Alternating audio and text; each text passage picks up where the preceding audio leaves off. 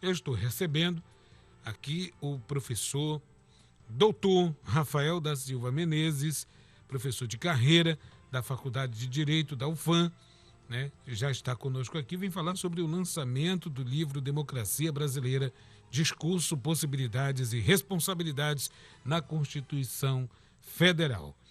Esse livro é fruto da tese de doutorado em Direito do professor Rafael, que está aqui comigo, e é um prazer recebê-lo, né?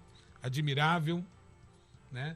Pela sua jovialidade, pelo seu foco e por essa grande conquista, acompanhado, posso falar, né? Por favor. Posso falar, não? Por favor. Acompanhado da sua principal orientadora, que foi professora, que lhe concedeu a vida. E é orientadora que é sua mãe, mas isso, eu tirei o foco do livro e recebi aqui, qual é o nome, por favor? Denise. Dona Denise, achando que a Dona Denise fosse a orientadora, mas de fato é a orientadora. Né? Que história bonita, essa história tem que ser compartilhada. E nós estamos falando de algo que nós precisamos muito ter no dia de hoje, além do amor que já é incondicional, né? Toda essa dedicação, e ele correspondeu isso. Eu fiquei aqui surpreso, porque eu estava com a pauta do livro, eu saí da pauta, vocês me perdoem, por conta disso. Mas olha, muito obrigado, seja bem-vindo. Obrigado, Jorge. Tá? Seja bem-vindo aqui ao Diário da Manhã. Claro que é uma tese de doutorado, mas teve uma inspiração para a publicação desse livro. Bom dia. Bom dia, Jackson. Primeiramente, eu gostaria de cumprimentar os ouvintes também da Rádio Diário. E, veja, Jackson, a tese de doutorado, ela começou, eu ingressei no doutorado na UFMG, em Minas Gerais, em 2013, e a ideia da tese, ela surge de uma inquietação pessoal. Eu sempre fiquei me perguntando, as pessoas falam, criticam os políticos, como o Estado funciona, gasta muito, gasta mal, há corrupção, e de certa forma me incomodava, me causava um incômodo a percepção do cidadão comum. E então comecei a entender, a desenvolver a pesquisa, como que ele pode ser responsabilizado. E o fio condutor da tese é compreender como que o cidadão, por mais que ele não se sinta capaz de alterar os rumos da sociedade, certo, como que ele pode ser responsabilizado, tanto pelos acertos quanto pelos erros que o Estado comete. Quando o Estado age, praticando uma ilegalidade ou adotando políticas econômicas irresponsáveis, ele atua em nome dos cidadãos. E a partir do momento em que eu coloco a democracia numa perspectiva de responsabilidade, ele também é coautor desses benefícios, mas também dos malefícios. É nessa linha que a tese perpassa. Como que a Constituição permite essa responsabilidade do cidadão para o futuro da nação? Erros e acertos. Muito bom mesmo.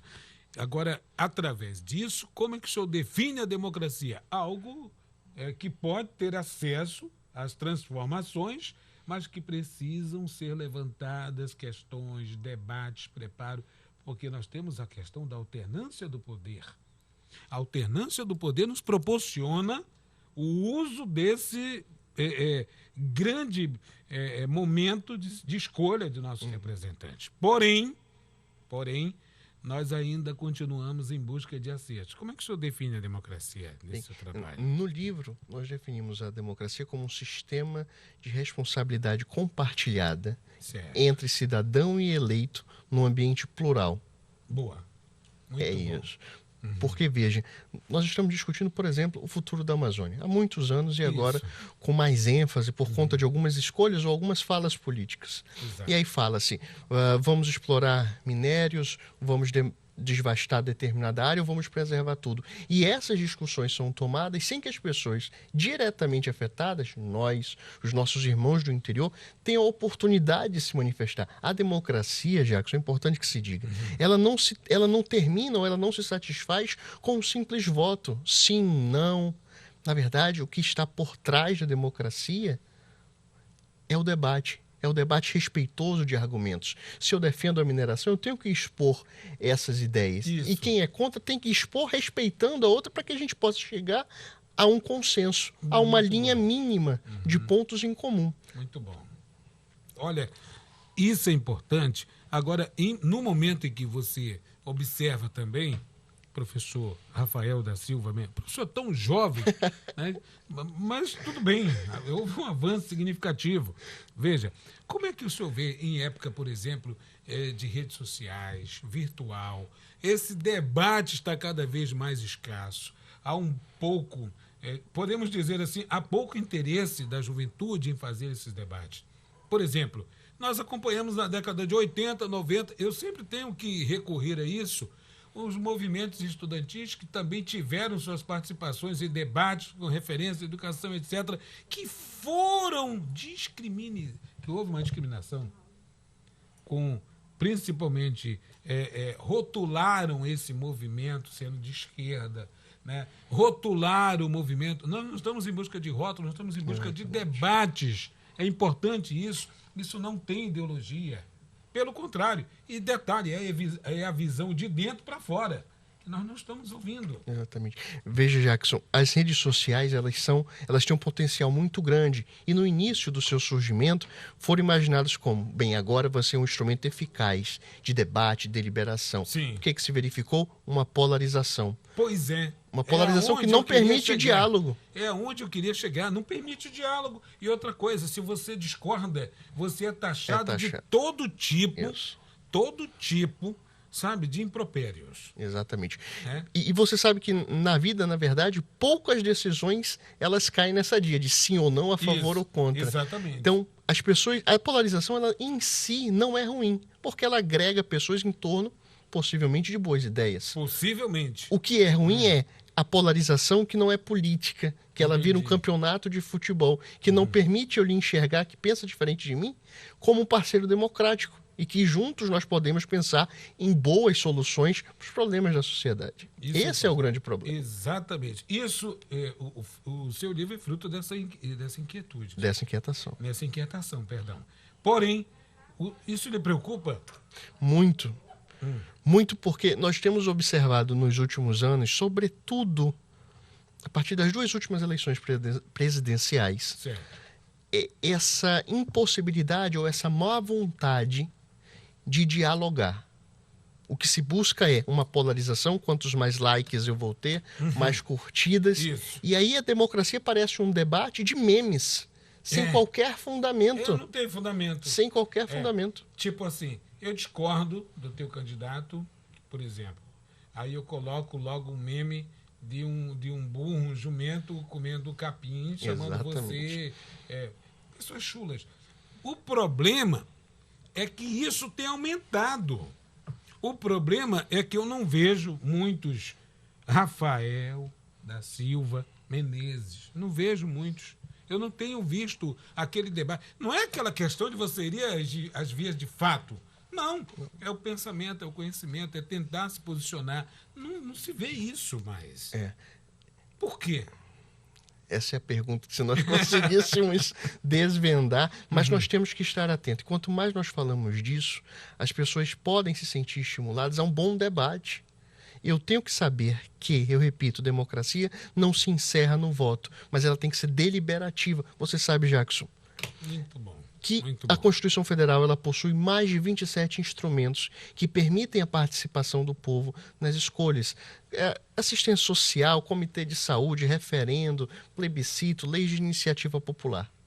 Mas esses instrumentos são pouco utilizados. Eu não posso simplesmente responsabilizar algo inanimado. O sistema é ruim, então vai ser ruim para sempre. O cidadão tem que se perceber como coautor desse Estado. As eleições presidenciais. No livro nós fizemos a pesquisa. De 88 até 2014, as pessoas que não votam branco ou nulo, representam quase 30% do eleitorado. Isso permitiu, por exemplo, que Dilma Rousseff, na última campanha, fosse eleita com 38% dos votos possíveis. Fernando Henrique Cardoso, no segundo mandato, 33%. Ou seja, quase o mesmo número de pessoas que não foram comparecer. Não se tiveram o trabalho de sair para opinar. Exatamente. Vamos colocar Exatamente. Opinar.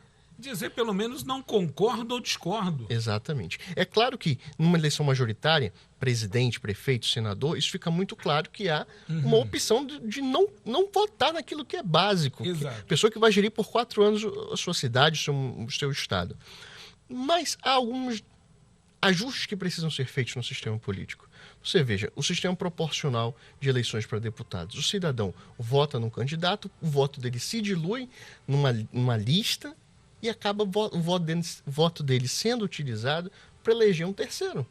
Isso é um problema que mudou também. Agora nessa nova legislação Exatamente. eleitoral. Agora mudou. Isso não estaria relacionado, professor Rafael, tá? Aquela questão da população estar desacreditada da classe política diante de tantos escândalos que estamos vivendo. Eu me lembro de vários escândalos, eu ainda tenho uma memória ainda ativa. E isso sempre ocorreu no país. Então nós estamos buscando mudar o país. Eu achei muito interessante essa pauta e o tema do seu livro, que fala sobre discurso, possibilidades e responsabilidades, que estão na Constituição Federal, exatamente, que precisamos ativar. Mas isso não estaria relacionado a uma grande, digamos assim, a população desacreditou na classe política diante de tantos escândalos, que eu volto a dizer aqui uma coisa muito séria, que eu costumo colocar no meu comentário. Isso não foi de 20 anos para cá, nem de 13 anos, nem de 15 anos para cá, não. Não foi. E tudo veio à tona por conta da falta de pagamento ao PTB do senhor Roberto Jefferson, que gerou todo esse escândalo que a gente viu no que aconteceu. E a gente sabe muito bem que acompanha todos os passos. Mas não estaria um descrédito da população com referência à classe política, todo esse problema? Não, sem dúvida. Há uma pesquisa da Fundação Getúlio Vargas, feita nacionalmente, que mede o índice de confiança das pessoas nas instituições. Certo. E você sabe que, apesar de nós termos 35 partidos políticos em funcionamento, somente 7% das pessoas confiam nos partidos políticos, 8% no Congresso Nacional e 10% no Poder Executivo. Isso é muito grave. Porque ao mesmo tempo que a mesma pesquisa mostra que a população acredita que são esses atores que mais descumprem as leis. Veja que contrassenso. De fato, essa crise de representatividade, ela é maléfica à democracia. Ela tensiona a democracia.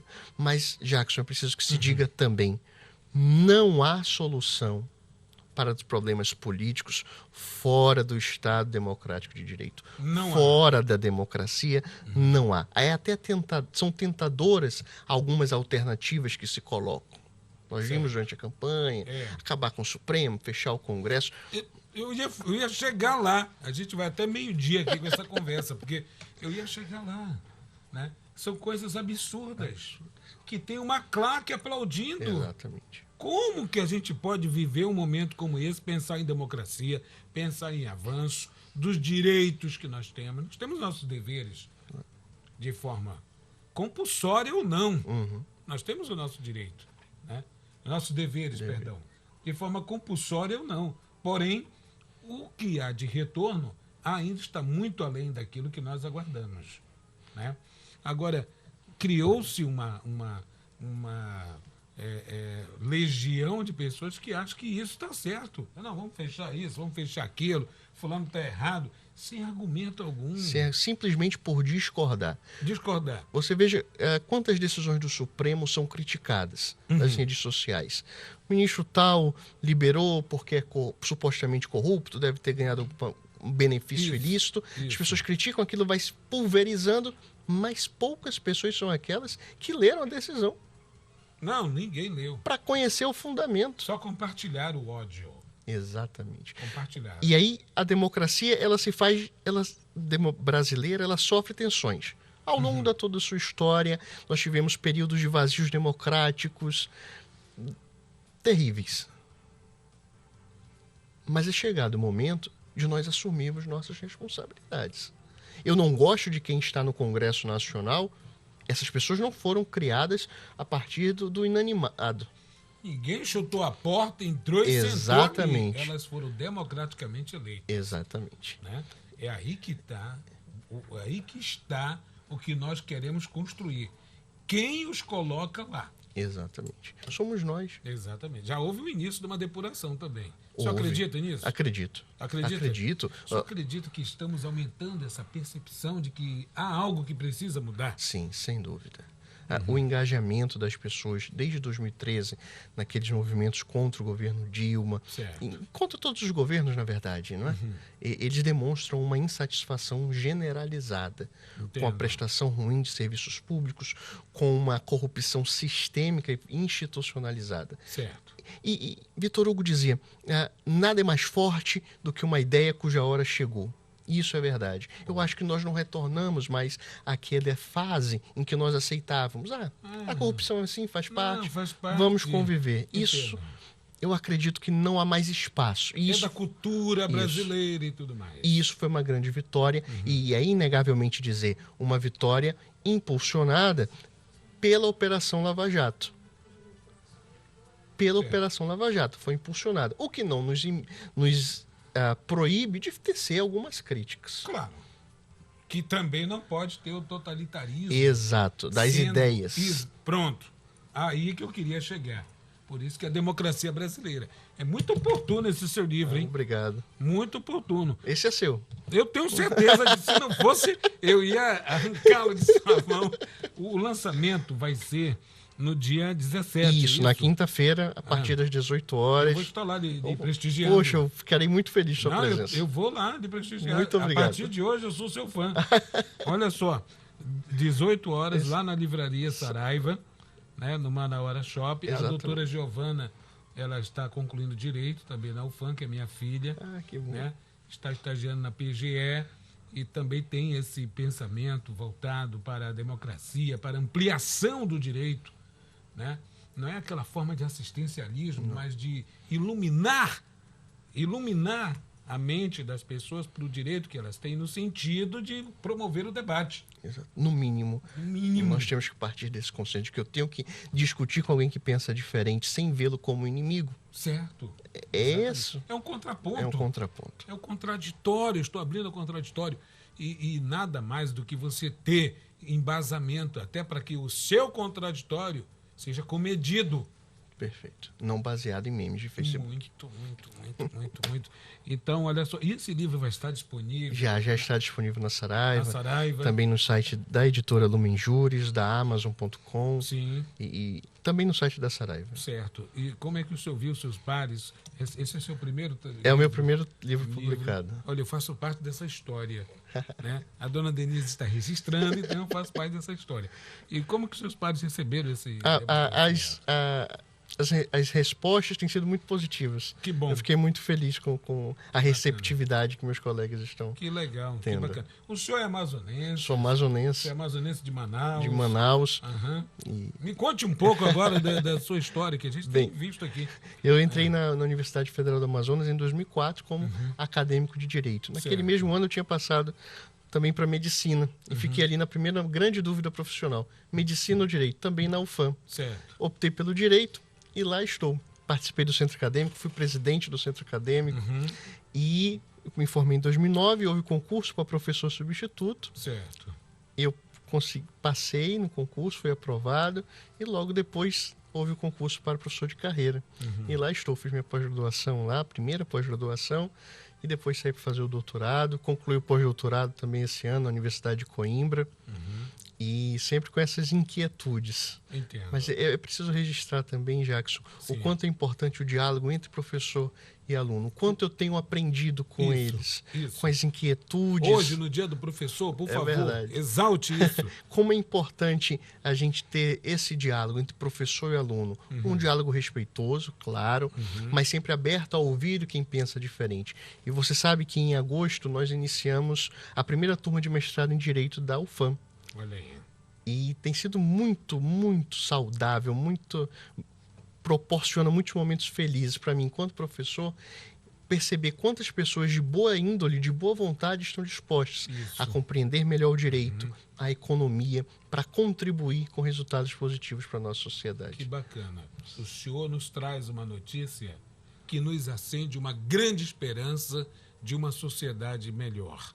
de uma sociedade que respeite a Constituição, que busque trazer benefícios para a sociedade através de suas ações, seja no direito, seja na medicina, seja na comunicação, que nós estamos fazendo aqui, Exatamente. ampliando tudo isso, Exatamente. porque o conhecimento ele tem um valor imensurável quando é ampliado. Exatamente. Né?